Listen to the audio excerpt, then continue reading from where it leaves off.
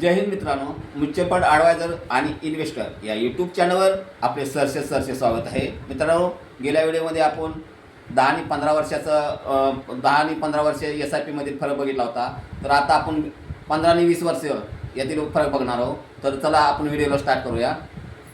तर बघा, इथं हा माझा मोबाईल नंबर आहे 7304680107. म्युच्युअल फंडमध्ये आपण SIP बघतोय.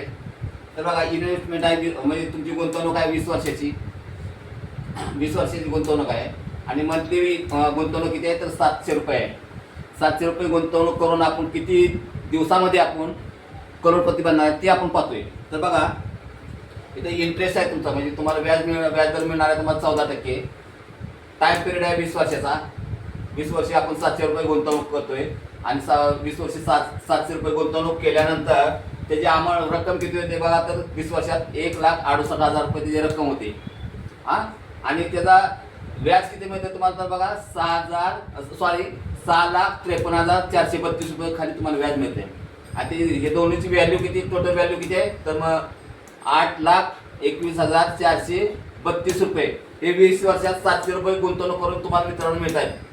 आता 15 वर्षाचं बघू आपण. तर 15 वर्षाच्या पाठीमागे व्हिडिओमध्ये आपण दावलेला आहे.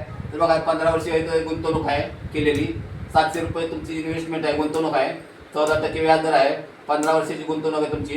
आणि 15 वर्षाचे 700 रुपये किती पैसे होतात तर 1,26,000 रुपये तयार होतात. त्याच्यात तुम्हाला व्याज किती मिळते तर 2,69,745 रुपये व्याज मिळते मित्रांनो. त्याची टोटल किती मिळते, याची टोटल तर 3,95,745 रुपये.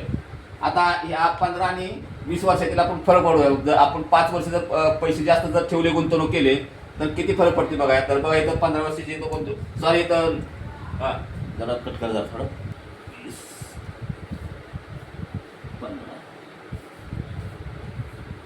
तर आपण 20 आणि 15 वर्षातील फरक किती बघूया. तर बघा, इथं आपण इथे दोन्हीची वजाबाकी केली आपण इथं. तर किती बघा, 4,25,787 रुपये. जर आपण 5 वर्ष जास्त दिवस अजून गुंतवणूक केली तर हा एवढा फरक पडतोय किती, 15 आणि 20 वर्षामध्ये. तर मित्रांनो, हा माझा व्हिडिओ तुमच्या जर हिताचा जर असेल आणि तुम्हाला आवडला असेल तर माझ्या व्हिडिओला लाईक करा, शेअर करा, सबस्क्राईब करा आणि जय हिंद, जय महाराष्ट्र.